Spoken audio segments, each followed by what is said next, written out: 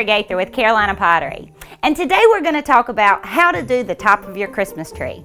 So what we have done here is we've added the mesh and ribbon, and once you finish that, it's time to get to the top of your tree. It's always been interesting to me that on the top of your Christmas tree, they add this really tall part. I'm not exactly sure what you would do with that. So I actually fold it over, and now I have a little bit less height on the tree. So one of my favorite things to add to a Christmas tree is a bow. I love to have a bow on my Christmas tree. But because I'm going to add picks and other big things out of the top of my tree, I'm not going to just stick the bow at the top. I'm going to come down a little bit, and this will give me room to add other things. And there is absolutely nothing wrong with, if all you want on the top of your tree is a bow, that's perfect.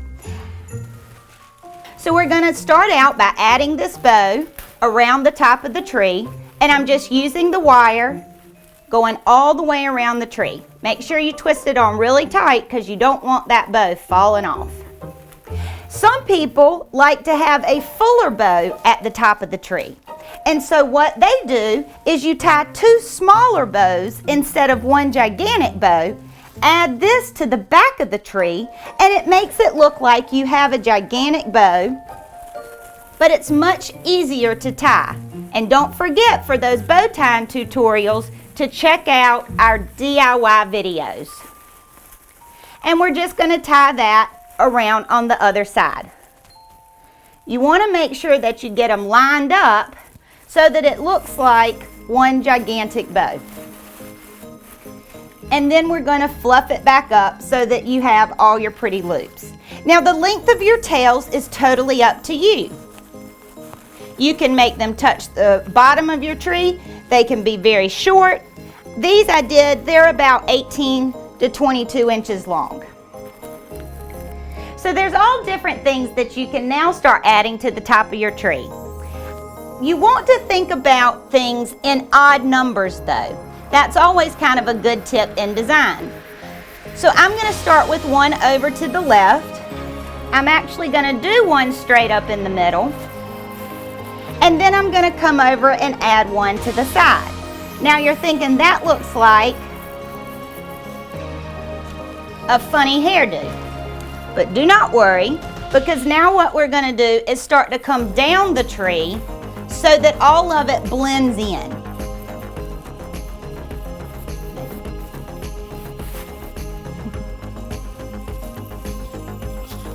And as you continue decorating your tree, you would keep adding those same things further and further apart down your tree.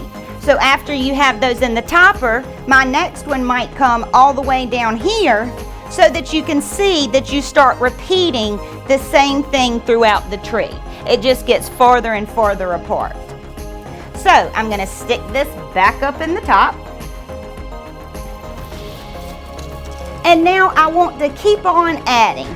Depending on whether your tree is out and people can walk all the way around it, or whether it's pushed up in a corner, will kind of help you determine your arrangement on the top. So I've got all sorts of different things that we're going to work on putting into the tree. These are just little, you want to think about different heights, different textures.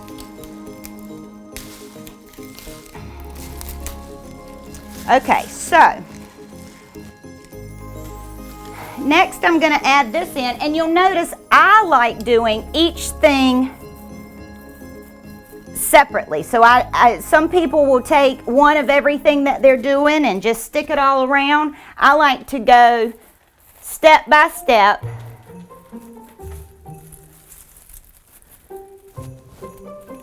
And then you will definitely have to step down off of the ladder every now and then and check and see what you're doing.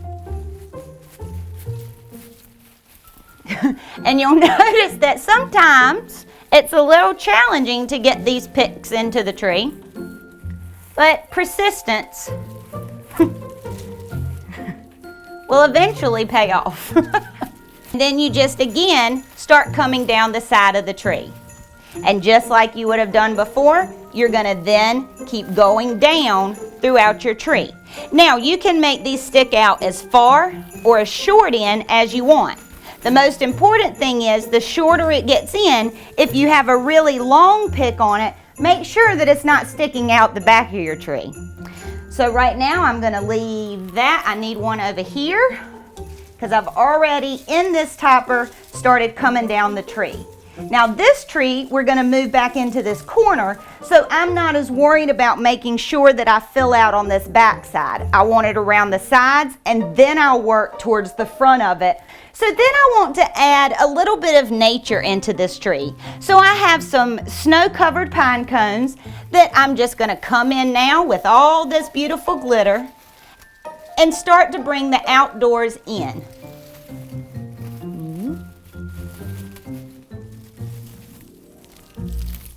If you find that one of your picks is a little bit too heavy and won't stay exactly where you want it to, you can also wire it into the tree. And don't forget to make sure that you spread these out. It helps to fill up the area more. And you want them to intertwine. You want it to look like an arrangement.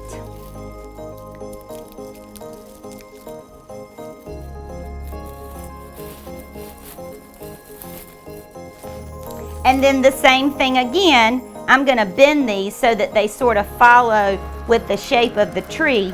You'll come in and start adding this down throughout your tree.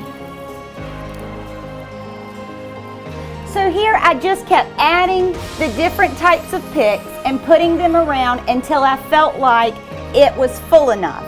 Now some of you are thinking, full enough? That's the fullest tree topper I've ever seen. Well, at Carolina Pottery, we tend to go a little overboard with the tops of our trees. That's actually one of our trademarks. I tell a lot of my girls, if I can still see the tree, it's not a Carolina Pottery one. And so yes, we typically just might have a bow or an angel, but feel free after watching this to just go over the top. Thanks for joining us today. I'm Sarah Gaither with Carolina Pottery.